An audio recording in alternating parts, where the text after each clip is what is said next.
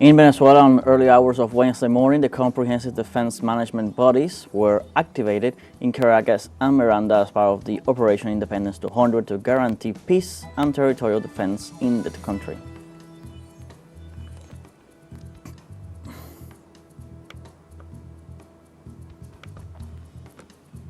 And Bolivia is experiencing the final days of election campaigning ahead of the unprecedented presidential runoff election to be held on October 19th between the right-wing candidates Rodrigo Paz and Jorge Quiroga.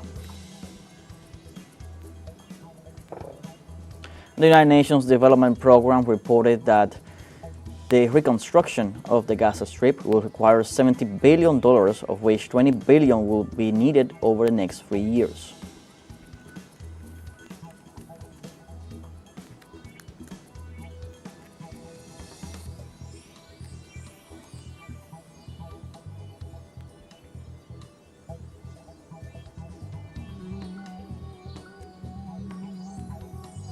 Hello, welcome to From the South. I'm with Alberto Matos from the teleSUR studios in Havana, Cuba.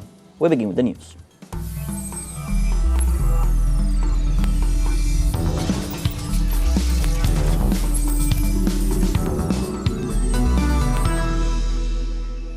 The Minister of Interior of Venezuela and Justice and Peace, Diosdado Cabello, activated as part of the exercises outlining Plan Independence 200, led the deployment of comprehensive defense management bodies forces in the central region of Caracas and Miranda. El despliegue progresivo. The progressive deployment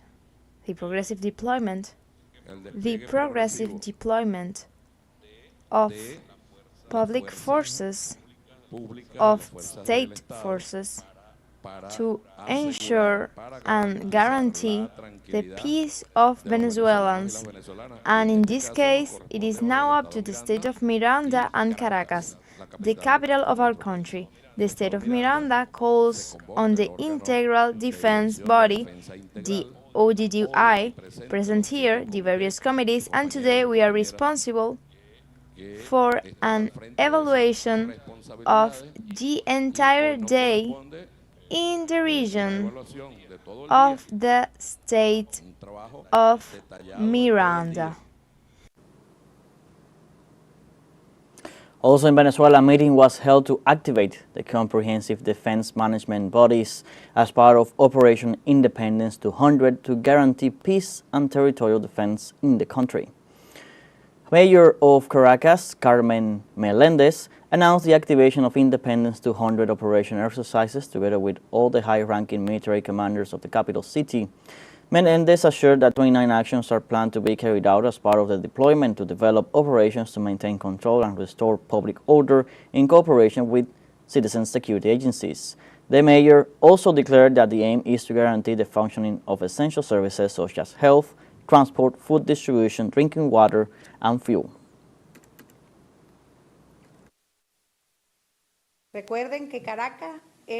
Remember that Caracas is the capital of Venezuela. Caracas is at the center of power and we have to defend it, neutralize any threat, act immediately. These exercises allow us to prepare for siege, for daily threats, for what we are experiencing, but with each passing day we become more prepared.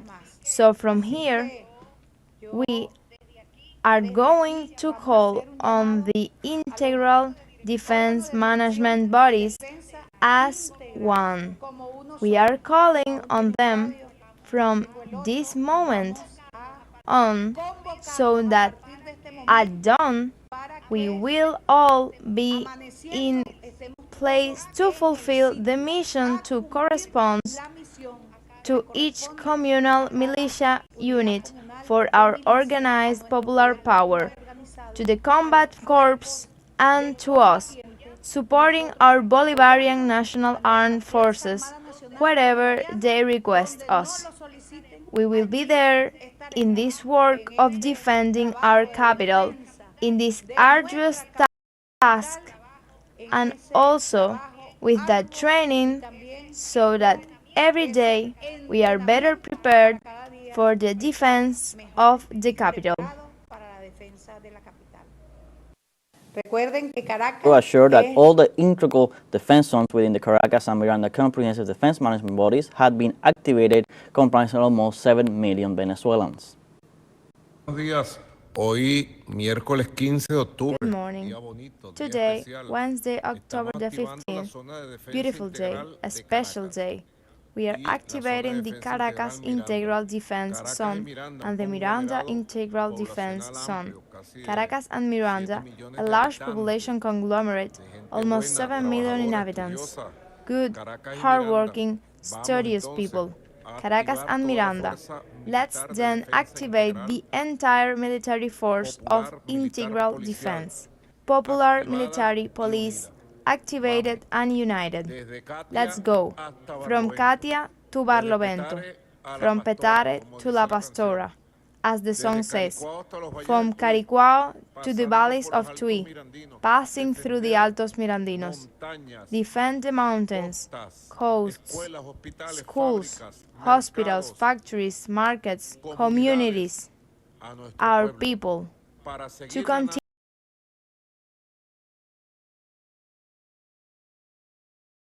peace. Activated then, activated very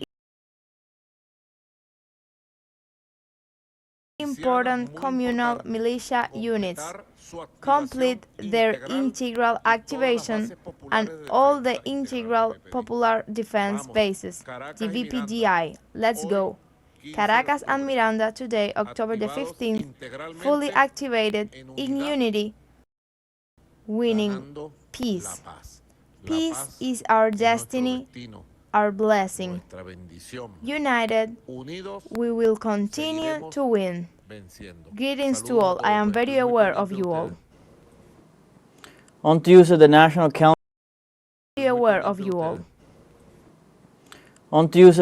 Council for Sovereignty and Peace of Venezuela held a meeting with the media led by its Secretary Jorge Rodriguez. During the event, Rodriguez affirmed that the media has the responsibility of showing and defending the truth and reality of Venezuela. In this context, the Secretary General called for the defense of peace in the communications war that is being waged against the country from abroad. He also urged the creation of a broad media chapter within the Council, emphasizing that regardless of where each person stands on the political spectrum, what really matters is defending Venezuela.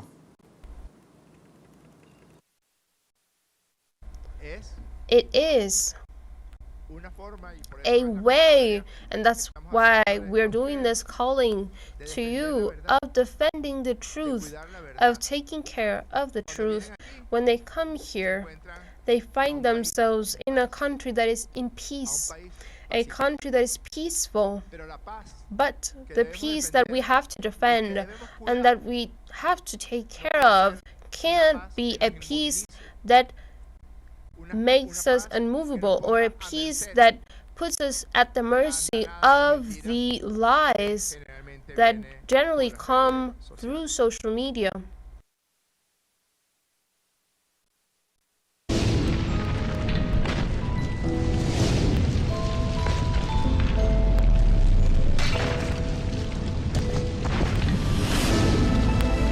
The Honduran Secretariat for Risk and National Contingency Management extended the red alert in the Central District for 24 hours due to heavy rains that have caused 12 deaths and affected almost 11,000 people in the country. The measure, announced on Tuesday, October 14th, affects Tegucigalpa and Comayagua regions severely impacted by the rainfall that is hitting several areas of Honduras. An official statement from Copeco, the alert, which implies immediate evacuation, was extended until Wednesday due to a surface drought and a low-pressure system in the Caribbean Sea interacting with a tropical disturbance in the Pacific Ocean. These alerts will be in effect for a period of 24 hours, starting at 12 noon on Tuesday, October 14th.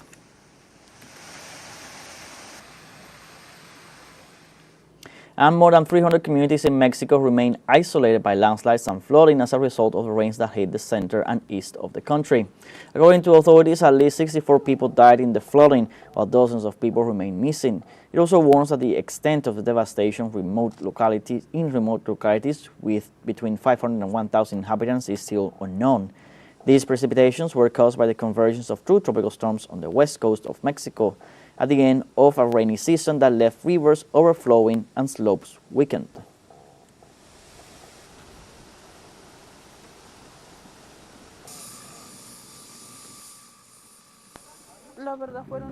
The truth is that it was desperate for us to see how our town had been left, how everything had been left, how many houses were buried by the river. The stream was filled. The entire land was destroyed. The entire town was destroyed. Nothing was left. That's the idea, to be able to get there on foot. It takes 6 or 7 hours to walk to the community, but we want people to know that we are working for ways to reach them. We want them to see that we are also concerned about their situation and that we will do everything possible to give them some hope, something that will allow them to feel safe. We now have a first break coming up. Remember, you can join us on TikTok at teleSUR English, where you'll find news in different formats, news updates, and much more. We're going to be right back. Stay with us.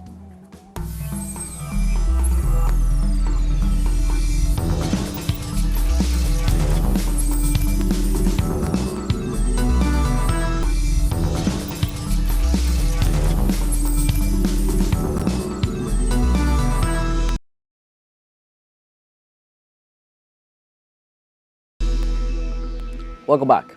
Bolivia is experiencing the final days of election campaigning ahead of the unprecedented presidential runoff election to be held on October 19th. After a long election process, the opposition tandems led by the right-wing candidates Rodrigo Paz Pereira and Jorge Tuto Quiroga are facing off to elect the president and vice president. In the wake of the ruling movement's defeat in the August elections, the candidates ended their campaigns with conflicting economic proposals. A prohibition on alcohol is decreed from 12 a.m. local time on October 17th until the morning of Monday, October 20th. On election day, it is prohibited to carry weapons, hold public events, or transport voters. This ballotage is a mechanism introduced in the 2009 Constitution that is being activated for the first time in the history of the country.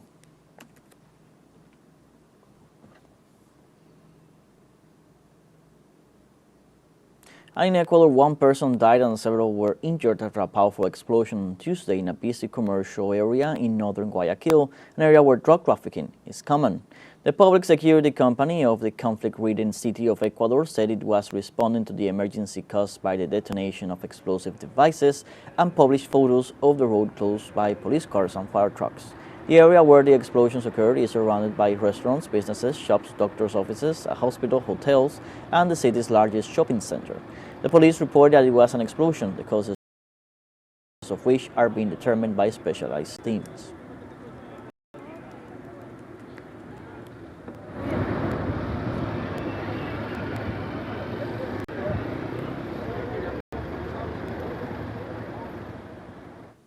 In China, the global leaders meeting on women concluded in Beijing with the participation of international leaders and UN representatives. Our correspondent, runoff has the details. Hello to the workers of teleSUR and to all the audience who is following us in another transmission. I am now in the Chinese capital to inform you about the global leaders meeting on women, held in Beijing with the participation of international leaders and United Nations representatives, aimed to strengthen gender equality and accelerating the comprehensive development of women around the world. This meeting, during this summit, the Chinese President Xi Jinping presented 4 key proposals, including the protection of women and girls in regions affected by conflicts, poverty, or natural disaster, and the need to combat all forms of gender-based violence. It also emphasized the importance of ensuring that all women can benefit from the economic globalization and technological innovation. As well, he strengthened the institutions, law. He defended the strength of institutions, laws, and public policies to secure access to quality health and education resources. At the international level, China announced important things like the financial contribution to the United Nations Women, including $100 million from the Global and South-South Cooperation Fund for Women's and Girls' Developments, projects of 1,000 projects of the livelihood projects as a priority, and the invitation of 50,000 women to participate in an exchange and training programs. In addition, a new center dedicated of strengthening global capacity of genders issues will be established. With these measures, the summit concluded with an accelerated commitment and cooperation to call all the persons to develop of women and the promotion of gender equality in all the world. With this news, we go back in the studio in La Habana, Cuba.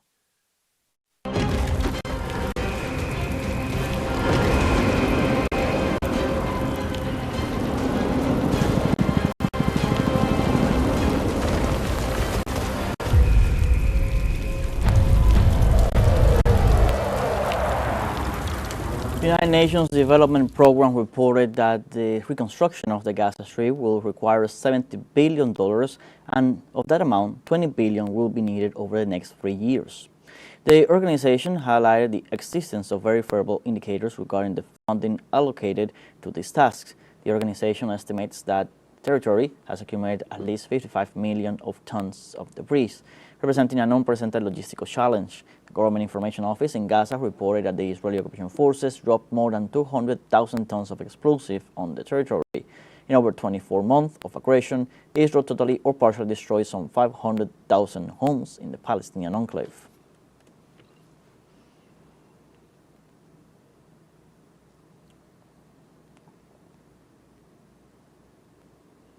And Israel announced that it will limit the entry of humanitarian aid into Gaza to 300 trucks per day, starting on Wednesday, half of what was agreed upon, and will keep the Rafah crossing closed, exacerbating the human crisis in the territory. The decision also includes a ban on the entry of fuel and gas, except for specific humanitarian infrastructure needs, in the context of famine and tensions in the ceasefire with the Palestinian resistance movement, Hamas. On Monday, the crossings from Israel remained closed, although the UN collected supplies inside Gaza, according to Deputy Spokesperson Farhan Haq. The UN has previously denounced obstacles to aid distribution attributed to Israel and local anarchy, where recent data shows that much of the aid is stolen by multitudes or armed groups.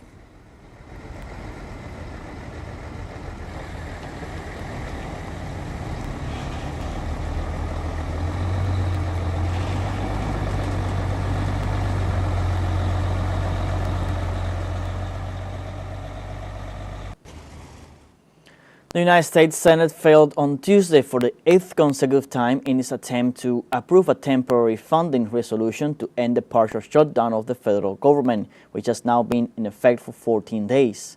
This afternoon's vote in Washington ended with 49 senators supporting the measure and 45 rejecting it, well below the 60 votes required to advance the proposal. The measure, crafted by Republicans and already cleared by the House of Representatives, would have kept government agencies operating until November 24th. Democrats, however, blocked it unanimously, arguing that it failed to provide a long-term commitment to funding public health protections and the Affordable Care Act, both of which face funding cuts.